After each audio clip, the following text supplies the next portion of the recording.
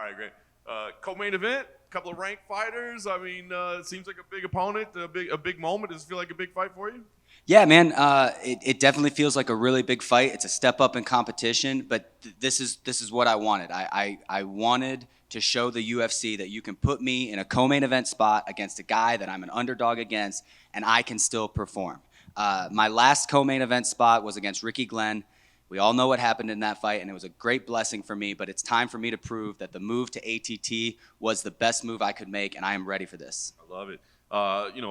Couple of big wins, but 8 months or so between fights. Is that 9? 9. There you go. I mean, looking like that wasn't planned, maybe. Yeah, so I fought November 5th. I got married November 20th, and I asked for a fight November 21st. And it was just one of those, situations. We got offered Damir, and then we said yes, and then they offered Tony instead. And I was like, yeah, way easier fight, way bigger name. Yeah, give me that guy. And then that fight ended up falling through, and so now it's back to Damir. Nice. Has that been difficult for you then at all, knowing that you were ready to fight November 21st? You've had to wait till this. Has it been challenging to stay focused, to stay ready? Yeah, not to stay focused and to stay ready. I do this because I absolutely love it. I absolutely love this more than anything. So I'm just training and getting ready to go. It's more so I just want to show people how much better I'm getting. And I'm not old by any means, but every year that goes by, I do get older. And so you can't do this forever. I want to get that belt before I end this career. That is the number one goal, is to become a world champion. And this is what I tell people. Like, I am here to be a world champion, or everything that I've done up to this point will have been a waste of my time. And I keep that mentality. I am here to be a champion, and that's it. So it's a little frustrating when you have that much time in between fights, just because I felt like coming off the Madsen fight, I had all this hype and this momentum, and people were talking about me, and then I disappeared for 9 months, and now they kind of forgot about me. So for a lot of fighters, we hear like it's kind of hard for them to focus or dial in, like until they have a name on the contract, until they have a date. It sounds like you don't suffer from that. Those guys are crazy. I don't understand. We are fist fighting people. How do you not focus on this 24/7? We are fist fighting people. Like, and not to mention, training is so much fun. If you don't enjoy training, dude, just stop fighting, because you're going to be 90% training. If you want to be good, 90% training, 5% cutting, and then 5% fighting. So like, if you don't like training, man, get out of here. I love training. I absolutely love training. That's awesome. All right, knowing the expectations that you have for yourself, I'm curious how you view things, because your career as of late, especially this penchant for like late finishes, and some people might say, well, I mean, it's taking them so long to get things done, but it seems like that's kind of a character strength, that you can go deep and that you can pull out those results late in fights. So how do you look at it? Are you like, man, I wish I was getting these first round finishes, or do you see it as like, man, look at what I can do late in fights? I wish I could finish every fight in the first 10 seconds. That would be absolutely great. However, I do think that it shows that I can push a pace. And I think one of the things is they stay safe for the first 2 rounds, and then by the 3rd round, they're so tired from fighting me off the whole time that I end up getting the finish. I am coming in with the mindset that I want to finish, but I do not think I will finish Damir. I think this is going to be a 3-round fight. I think this is going to be a very, very competitive fight, and I am ready for that. Co-main event spot, I am ready for a very, very tough fight. I respect that. I was going to ask you kind of what you think about, because you mentioned a step up in competition. You mentioned being an underdog. It sounds like you have a lot of respect for him. What do you think of him as a fighter? Fantastic fighter, absolutely fantastic. He's beat a lot of really good guys, a lot of really, really good guys. But again, this is what I wanted. I wanted somebody that once I beat him, people are going to say, okay, let's give Grant top 5, maybe top 10. Let's give him somebody that if he wins, he gets a title shot. That's the goal. That's awesome. Last thing I was going to kind of ask you, knowing that your mission is, world title or bust, I mean, a win here, like you said, top 5, top 10. I mean, do you feel like you deserve that? Do you call people out? Do you say, how does it work from here? Yes, but I think it all kind of depends on how the fight goes. Again, I'm expecting a 3-round war, 100%. If I do get a finish, I think that throws me into the top, higher than if I win a split decision. A lot of people come on this stage and they say, oh, I'm going to do this and I'm going to do this. And I love the confidence. I get it, but I'm not stupid. I know that anything can happen. He could have the best night of his career, and I could have the worst night of my career and still win a split decision. That's not something you start calling for big names against. I think going out there, looking for a finish, having a great performance, 30-27, whatever it is, then we go to the drawing board and say, okay, who are we calling out? I've got a couple of names in mind, but it all depends on how the fight goes. Hey, Grant. With you being at a big gym now and teammates having to fight teammates, like how was it training with Joaquin Silva, but knowing Arman Sarukian was just around the corner, and I guess with Arman wanting to train with you, I heard he asked you to train with him a couple times. Yeah, we all trained together at ATT, but it was a situation where it's like, hey, you're fighting Neto, and Neto is a very good friend of mine, and it was, hey man, sure, after the fight we can train together, that's fine, but I'm helping Neto right now, and he gets that. He absolutely understands that kind of that situation. And man, Armin's a weird case because his last 4 matchups have all been ATT guys. You know, he fought Damir, he fought Gamrot, he was going to fight Moicano, and then he fought Neto. So it's like one of those things where I would love to train with you, I want to get better, but I kind of know who you're eyeing next. So it's like, you know, you got to kind of be smart about it. But dude, I'm down to train with anybody. If you're not trying to hurt me, I'm down to train with anybody. And then there was some controversy in the MMA world with Natan Shaw and Haush Manfio. What do you think about the whole situation? Like, were you kind of weirded out by the matchup to begin with, and then everything that happened afterwards?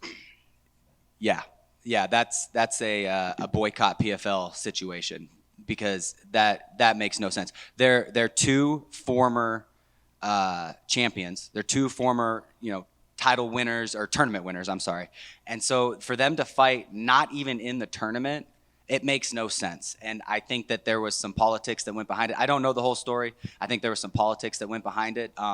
Shane Burgos, who's another good friend of mine, I'm happy that he got in, but I think that that's why they did that. I think that they matched those 2 up and were hoping that some type of controversy would happen to where they could slip Shane Burgos into the tournament. And again, super happy for Shane. Love that dude. But I think that was kind of the situation. I'm really bummed out for Neto. I'm sorry, for Natan. Awesome. Thanks, man. Absolutely. Hey, Grant, you're very lasered in, and we know your expectations of wanting that big title shot. Of course, you wanting to be a champion one day. For you, what are the logs that are being thrown into your fire that's pushing your motivation outside or deeper within than just wanting to be champion? Man, I think there's a lot of unhappy people in the world right now. A lot. And I think that the things that they're missing are, I think a lot of people are missing family, and I think a lot of people are missing accomplishment. And one thing for me is I just find so much joy and happiness out of chasing this dream. And when my father, anytime I would do anything, he would tell me I have to be the best at it, right? So any type of situation, whether you're working, whether you have to try to be the best at it. So going into MMA, I absolutely loved it. I was having so much fun. I have to be the best at it. And for me, hand to God, winning that belt and then losing it the next day, that would be enough for me. I just want to be able to tell myself for one night that at 155 pounds on down, I am the best fighter in the world. That is just something that it keeps me up at night, man. It really does. It keeps me up at night. Awesome. Thank you. You mentioned the Tony as a fight that was brought up in the talks. Regardless of your result this weekend, does that fight with Tony still interest you, or does it not spark much interest anymore? Man, it's a fist fight. I think any fight interests me. Absolutely, I would fight Tony. If I go out there and absolutely demolish Damir, and they're like, hey, you can have a top 15 guy, or I'm sorry, a top 5 guy, or Tony, it would really just come down to the dates, hey, like which dates are we talking about? If it's the same date, I'll probably take the top 5 guy, but if they're offering Tony, I'll take it. I get paid the same no matter who I fight, and Tony is a huge name. It's not like he's a nobody. For sure. And the Sarukian Neto situation was just brought up, and I remember you saying it was kind of a weird encounter going into their fight. Now that fight went down, was there any other story you could share from that time between those two? I'm sorry, could you say it again? The Sarukian Neto situation was brought up, and I remember you saying in an interview that it was kind of weird having them on each separate sides of the mat. Now that their fight went down already, is there like another story you could share from that, or? I think American Top Team handles these kind of situations, as shitty as they might be. They handle them very, very well. I don't think there was any, ill will or spying or any type of that kind of situation. At least from what I saw. I'm focusing on my own fight at the same time, but from what I saw, it seemed like the weirdest part was we're all doing strength and conditioning in the same practice. That was weird. Like it was Neto and Armin and me, and we're all just like lifting, and it's just, that was weird for me. I don't like that. I like to focus on me and not worry about, is my opponent watching or anything like that. But, it's just one of those situations that you're going to have to deal with. And this is what I tell people all the time is in fighting, you're going to get thrown curveballs. And if you can't handle it outside the cage, you're not going to be able to handle it inside the cage. So I have a lot of respect for both of those guys for being able to do that. For sure. And putting the focus back on this weekend, your opponent Damir had originally planned to retire after the Sarukian fight. Now he's coming back. I guess, what do you make of that now that he's fighting you in his comeback? I think that he says he was sick when he fought Arman, and I believe him. And I think that when you take a loss in a high-profile fight and you're not feeling the best, I think that those thoughts kind of get you down. I think that he was just kind of being emotional when he said it. I think that he doesn't really want to stop fighting. I think he loves the sport just like all of us, but I think that he was just in an emotional situation. I was going to quit yesterday. Dude, I'm hungry. There's zebra cakes at my house. I was this close to being like, you know what, screw it. Thank you. Absolutely. You mentioned that all three of you guys were lifting weights next to each other and it was a little bit awkward. Is any part of you like, maybe I'll put an extra 2.5 on either side so these guys can see me lift more? So I actually had not that because I'm very weak in the weight room, but we do this drill.